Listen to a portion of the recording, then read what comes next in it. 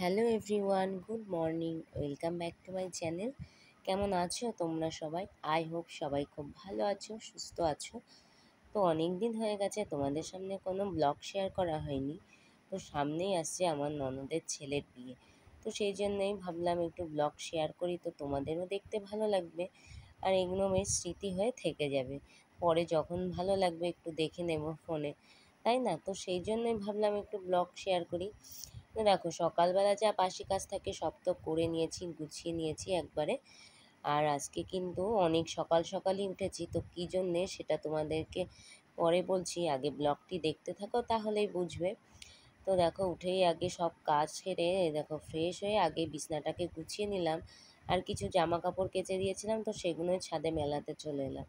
আর এই ফুলগুলো দেখছো তো বেশ অনেক দিন হয়ে গেছে, এগুলো আর কি পরিষ্কার করা হয়নি। তো ভাবলাম আজকে যতক্ষণ তাড়াতাড়ি উঠেছি, একটু সময় আছে হাতে, তো এইগুলো একটু কেচে পরিষ্কার করে আর কি রোদ্রে দিই। তো সব কাজ গুছিয়ে এসে রান্নাঘরে চলে এসেছিলাম। তো রান্না মোটামুটি আমার সব হয়ে গেছে। আর এইখানে দেখো, প্রেশারে হচ্ছে মটনটা সিটি দিতে দিয়েছি। আর এই যে দেখো, পাঁপড়গুলো টুকরো করে রেখেছি। তো এখন হচ্ছে এই যে তেল গরম হচ্ছে, তো পাঁপড়গুলো ভাজবো, তো তাহলেই হবে। আর দুপুরবেলাতেও অল্প করে একটু ভাত বসাবো, যেহেতু মটন হবে, একটু গরম ভাত না হলে হয় না। তো সকালের জন্যই শুধু ভাতটা করেছিলাম, আর দুপুরবেলাতে ভাতটা বসাবো, তো তাহলেই হয়ে যাবে। আর মোটামুটি সব হয়ে গেছে। তো পাঁপড় কিন্তু খুব একটা বেশি বাড়িতে ছিল না, তো যে কটাই ছিল সে কটাই ভাজছিলাম। তো তার মধ্যে থেকে মাম আর ওর পাপা অলরেডি পাঁপড় খাওয়া শুরু করে দিয়েছে। যে অল্প কটাই পাঁপড় ছিল, পাঁপড়গুলো ভেজে নিয়েছি, ঠান্ডা হয়ে গেলে তারপরে এই দেখো প্লাস্টিক রেখে দিয়েছি, প্লাস্টিকে ভরে দেবো।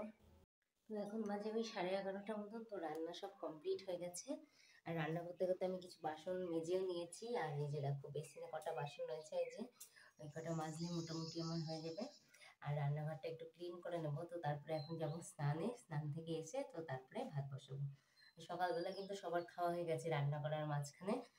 তো কি কি রান্না হয়েছে পরে তোমাদেরকে একবারে দেখাবো, এখন কিছু কাজ আছে এগুলো করে নিই। তো দেখো, স্নান করে মামকে খাইয়ে দিয়েছি। আর এখন হচ্ছে মানে কি কি রান্না হয়েছে তাই তোমাদেরকে দেখাবো। তো তারপরে খাবারটা রেডি করবো। তো চলো দেখি দিই আজকে কি কি রান্না হয়েছে। এই যে এখানে আছে দেখো, 5 রকম ভাজা আছে। মিষ্টি কুমড়ো ভাজা, পটল ভাজা, ঢেঁড়স ভাজা, আলু ভাজা আর বেগুন ভাজা ভাজা আছে এখানে। আর এখানে আছে এই যে মুগের ডাল, আর এর মধ্যে আছে স্যালাড। আর এই যে সকালবেলাতে শুক্তো বানিয়েছিলাম, তাই অল্প একটু বানিয়েছি, তো তাই একটু রেখে দিয়েছি শুক্তোটা, এটা সকালে হয়েছিল সেই জন্য অল্প আছে। আর এখানে এই যে আছে আমের চাটনি, আর এই যে হচ্ছে মটন কষা। আর এই হাঁড়িতে আছে ভাত, সকালের ভাত। আর এখনের জন্য ছোট হাঁড়িতে এই যে দুটো ভাত বসিয়েছি, ভাতটা হয়েও গেছে। আর এইখানে আছে এই যে দেখো মিষ্টি আছে, আর এই যে বাড়িতে পাতা টক দই। তো এই হয়েছে আজকে মেনু। তো চলো এবার তোমাদেরকে বলি যে এত কিছু রান্নার আয়োজন কেন করা হয়েছে। তো তোমাদের শুরু থেকেই বলেছিলাম যে কিছুদিন পরেই আমার ননদের ছেলের বিয়ে, তো সেই জন্যেই আর কি আইব্রো ভাত দেবো ননদের ছেলেকে, তো সেই জন্যে এত কিছু রান্না করা হয়েছে। তো আইব্রো ভাত ঠিক না, আমাদের মধ্যে আইব্রো ভাতের নিয়মটা নেই। তা যেহেতু ননদের ছেলে, তো সেই জন্য একটু না খেতে দিলেও হয় না, তো তার জন্যেই এত কিছু রান্না করে একটু খেতে দেবো দুপুরবেলাতে। আর আমার ননদের বাড়ি একদম আমাদের বাড়ির সামনে থেকেই, তো সামনে থেকে গেলেও প্যান্ডেল দেখা যাচ্ছে, আর ছাদ থেকে তো প্যান্ডেল দেখাই যাচ্ছে আমাদের। তো এই যে দেখো খেতে চলে এসছে। তো এখন ওই দুপুরে 2টো মতন বেজে গেছে, দেখো সব কিছু সুন্দর করে বাটিতে সাজিয়ে খেতে দিয়ে দিয়েছি। তো তারপরে এখন ওই বাজে সন্ধ্যা 6:30 মতন। তো হঠাৎ করেই দেখো তাড়াহুড়ো করে এখন মামকে রেডি করিয়ে দিয়েছি, আর আমি এদিকে রেডি হচ্ছি। তো আজকে ছিল মামের একটা প্রোগ্রাম, তো মামের শরীরটা খুব একটা ভালো ছিল না, সেই জন্যে আর কি বলা হয়েছিল মাম প্রোগ্রামে যাবে না। কিন্তু ঘুম থেকে উঠেই মাম কান্না শুরু করে দিয়েছে, না ও আজকের প্রোগ্রামটা করবে। তো এখন হঠাৎ করেই অল্প টাইমের মধ্যে কি করে আমি ওকে রেডি করিয়ে নিয়ে যাব।